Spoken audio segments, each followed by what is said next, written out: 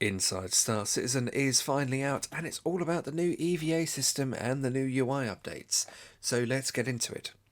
So, addressing the main issue of the EVA system currently in the game, where the player is continuously in an upright position, which often results in the player having to watch their head and their feet so they don't end up clipping with objects or getting stuck.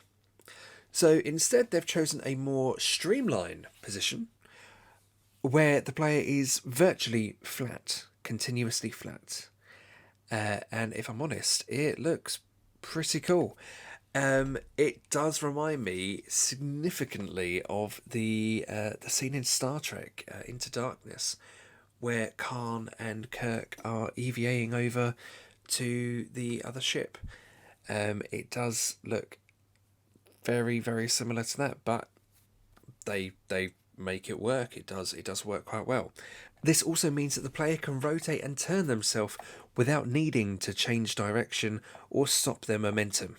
This does mean that they've reduced the amount of face planting the player does when entering a place with gravity. Now, this is a shame because I often quite enjoyed watching someone traverse from EVA to gravity because their player could never catch up and it would always result in them face planting, which is a shame. You know, I quite like that, but at least the feature's technically still in the game, but you just have to kind of work a bit hard, or perhaps going in a bit hot for it to happen.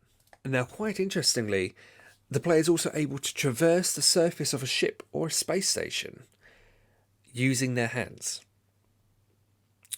Now, whether this works with mag boots or mag gloves has not been said by any developer to my knowledge. But the reason I'm curious about this is what happens if the ship is moving and the player's outside and traversing across the surface of the ship. What happens to the player? Will the player be pulled backwards as the ship excels forwards?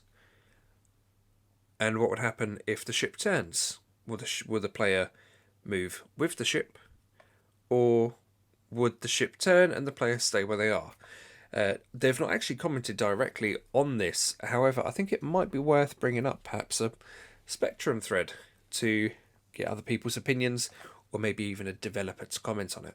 But I am curious to see what would happen, because if this is a feature where the ship does turn and the player ends up being left behind, then it would mean that the pilot and the crew aboard the ship would have to be mindful of when somebody or a crew of people is EVAing. So I suppose it would not necessarily be a negative thing if implemented, where the ship could leave the player behind, because it would make a more of an immersive feel where players have to be mindful of their crew. And then they brought up EVA fuel. Whilst EVA fuel has not been added yet, it is something that's going to drastically change how the EVA system works, making you be more conservative with your fuel and choose those right moments, because one small miscalculation, if you use your boost too many times, that's it.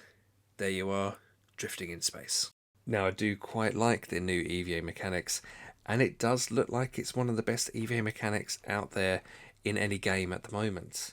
Now, they did say that the EVA mechanics will be coming out later this year.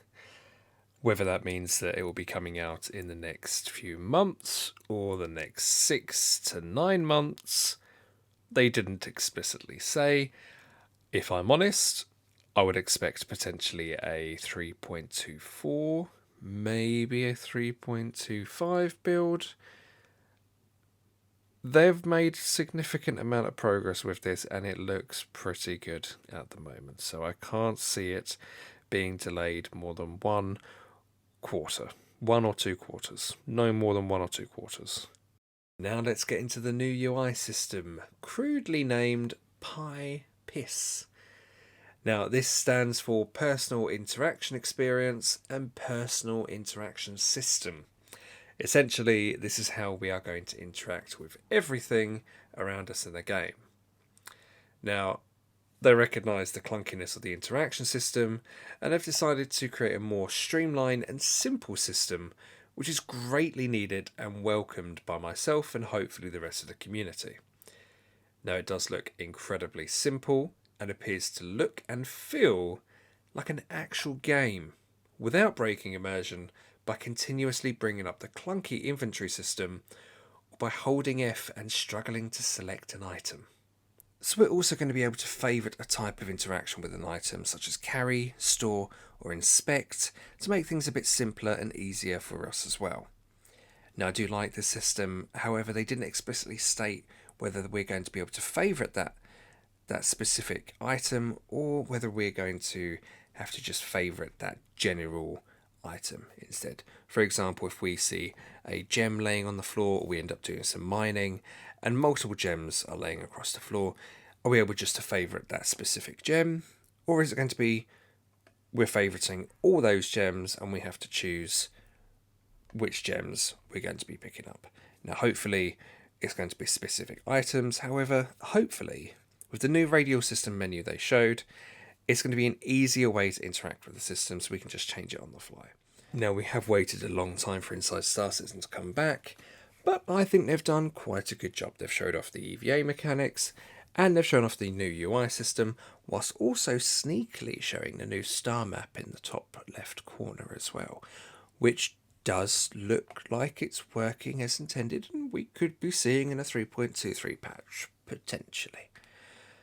But anyway, share your thoughts below, and if you do like this content and want further updates, consider subscribing and leaving that bell notification on as well. Thank you for listening.